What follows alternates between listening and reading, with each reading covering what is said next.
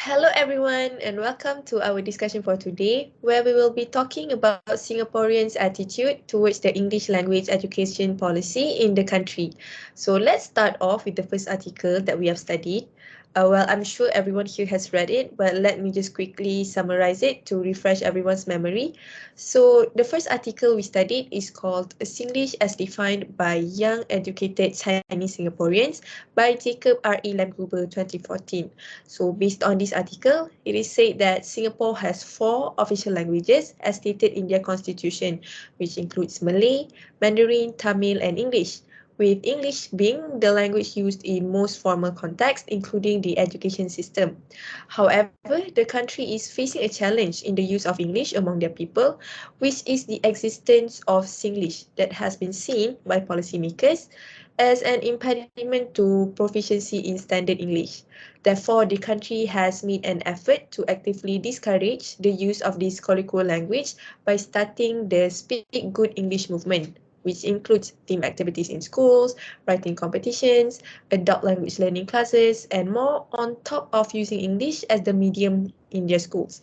So based on this article sets out to shed light on the students' attitude towards these language policies, as well as their perception on Singlish by asking related questions in an online survey among 134 students from a local university aged 19 to 30. So, from the article, the attitudes of the students regarding the issue can be seen on the survey result. Firstly, a majority of the students agreed that the use of English as the main language for education in Singapore is a good thing. Only 13 of them claimed to be neutral, while 30 of them somewhat disagreed. However, only 25 of them somewhat agreed that the Speak Good English movement has made a difference in the way they use English, whilst the rest of them are either neutral or in disagreement.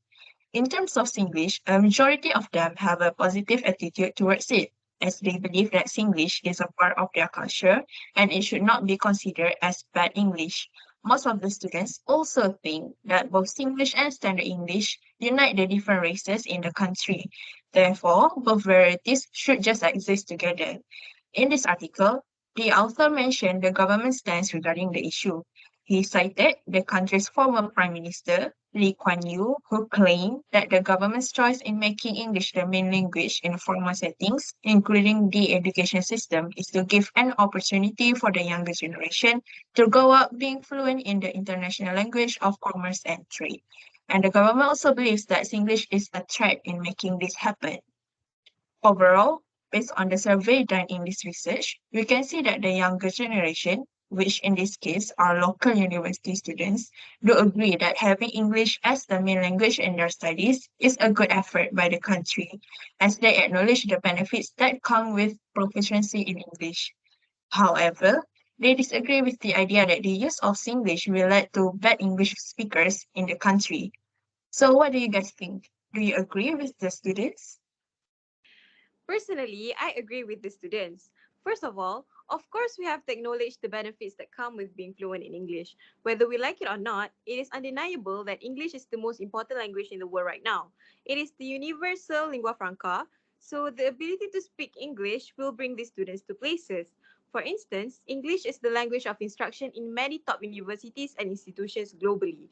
Therefore, prioritizing English in schools and universities opens up more opportunities for Singaporean students to pursue higher education abroad and engage with a wider range of academic resources.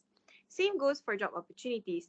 Proficiency in English could be a person's selling point for employers in global companies, especially for those who wish to find a job in a foreign country where their own mother tongue is not spoken. Those are some of the benefits that could impact someone individually. But this English policy could also bring positive impacts to Singapore as a country too. Like I mentioned before, since English is considered a global lingua franca, proficiency in English can enhance Singapore's competitiveness on the international stage. It facilitates communication, trade, and business interactions with the rest of the world. Singapore will be known as a country of fluent English speakers, as they have been taught the language since they were in school, which will ultimately elevate the status of the country globally. Um, Aisha, I think like that is very true because we can all agree that the implementation of English as a medium in Singapore's education system should be looked at in a positive manner. Though, if I remember correctly, the author also brought up another issue in the article in which some people of the old generation, especially parents, are worried that the overemphasis on English in the country's policy could somehow lead to the language replacing Singaporeans' mother tongues. As Ellysa mentioned just now, while summarizing the article, there are three other official languages of Singapore, including Malay, Mandarin, and of course Tamil, which are the mother tongues of the races that make up the citizens of Singapore. Well, personally, I can see why those people are worried about the languages being replaced. As much as it is important to be able to speak English to keep up with the rest of the world, but it is also just as important to preserve our own native language, not only for Singaporeans, but every country whose first language is not English. And of course, just like us in Malaysia. So losing our own language will lead to the loss of cultural identity and heritage, which is why I can see where this concern is coming from. However, I honestly don't think that the English policy would lead to that outcome. Bilinguals and multilinguals have the ability to speak in two or more languages without simply just forgetting the other language. So just because English is being used in the education system does not mean that Singaporeans stopped using other language altogether. There's always other situation where they can choose to speak in Malay, Mandarin, Tamil, like with their family and friends whom they see like every day. Studying in school or university is not the only activity they do daily, so they have many other opportunities where they can speak in their mother tongues. So what I'm trying to say is that I don't think they should be worried about losing their cultural identity due to this English policy. I totally get your point. For me, rather than seeing English as the catalyst of identity loss, people should start looking at it as the one thing that unites people together. Well, some of you have mentioned about Singapore being a multilingual and multicultural society with diverse ethnic and linguistic backgrounds. So imagine a Malay person trying to interact with their Chinese classmate, but neither of them can speak the other's native language. So of course, they will need a common language to be able to understand each other. And this is where English comes, as it is not only the lingua franca between different countries, but between the people of the same country as well. It serves as a common language that fosters communication and understanding among the various ethnic groups, and promoting social cohesion and national unity. Yeah, that's totally right. And not only could it bring people together, but it could also be a part of the country's identity itself, especially when it comes to Singlish, which is colloquial version of English spoken in Singapore. You know, this variety is unique in itself, as it has elements of the other languages spoken in Singapore, which brings us back to the topic of Singapore being a multiracial country. Singlish is a reflection of that. And while we're at this topic, I think, let's talk about the Singaporean government's perceptions towards it. As for me, I agree with the students who don't think that Singlish will lead to the lack of proficiency in standard English.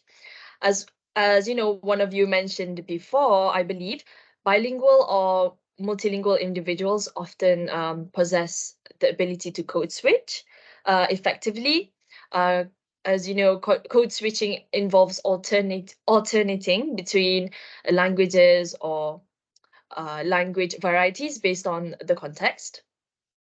Singaporeans who use, in this case, Singaporeans who use Singlish may have developed, a strong ability to switch to standard English when required or needed to, which demonstrates proficiency in both varieties. In a way, acknowledging Singlish as a valid and vibrant linguistic variety can create a positive environment for language learning too. So instead of viewing it as a hindrance, individuals may be more motivated to learn standard English when they see it as an essential skill for certain formal and also professional contexts. Yeah, I think those are some really good points, guys. Your arguments really opened my eyes towards different perspectives. So now how about we move on to the next article and maybe look at the attitude of other Singaporeans? Sure. So if you guys remember, the second article that we studied is an article by Peter KW10 and Daniel KH Stein in 2008, which is titled Attitudes Towards Non-Standard English in Singapore. This study actually discussed about the students' perceptions of appropriate language behavior and attitudes on Singlish and standard English in the classroom. So around 260 secondary students from 5 non-elite schools were asked to share their views through survey questionnaires. The survey included questions on language variety, identification, speaker evaluations, and opinions on English and standard English. It discussed that both standard English and Singlish should be acknowledged in the English curriculum in Singapore.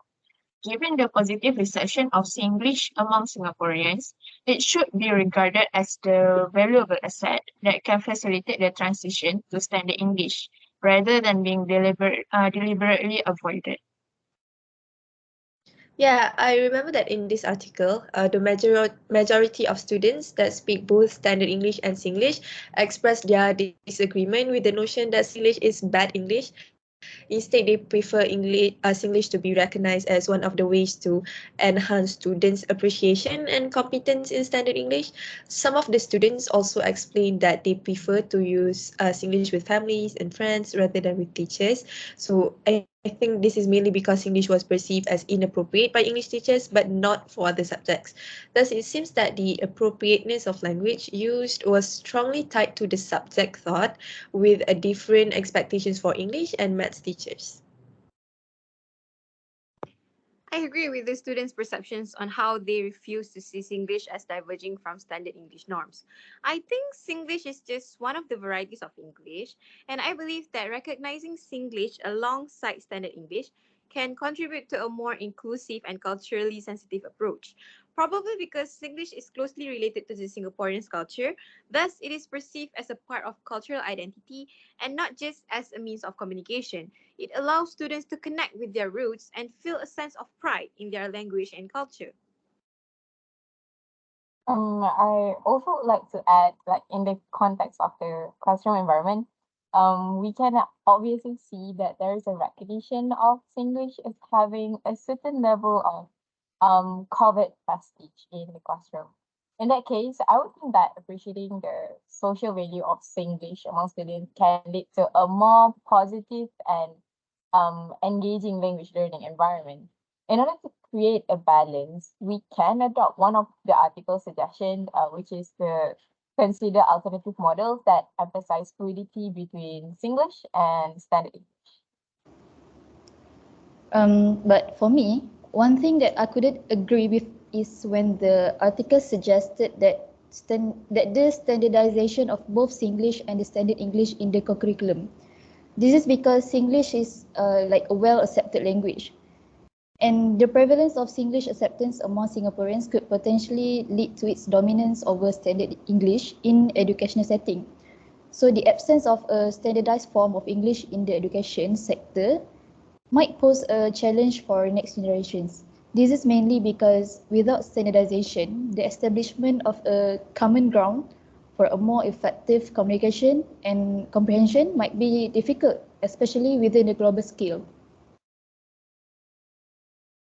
Overall, I think we've delved deep into the insights provided by our two featured articles today. So, reflecting on the insightful exploration of Singlish as defined by young educated Chinese Singaporeans, and also the nuanced insights into attitudes towards non-standard English in Singapore.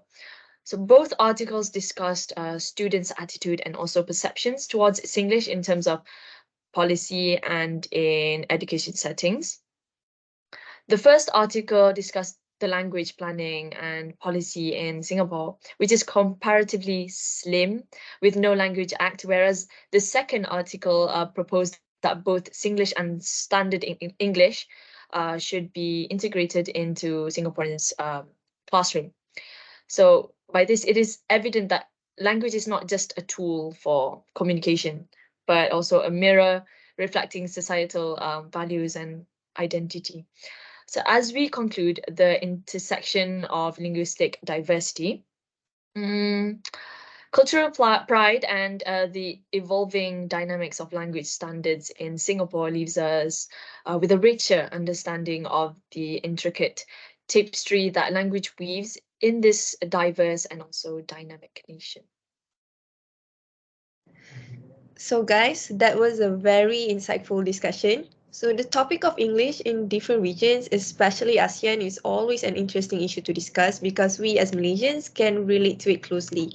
So I think we should do this more, guys. So until then, thank you so much and goodbye, everyone. Bye. Thank you. Bye-bye. Bye. Thank you. Bye.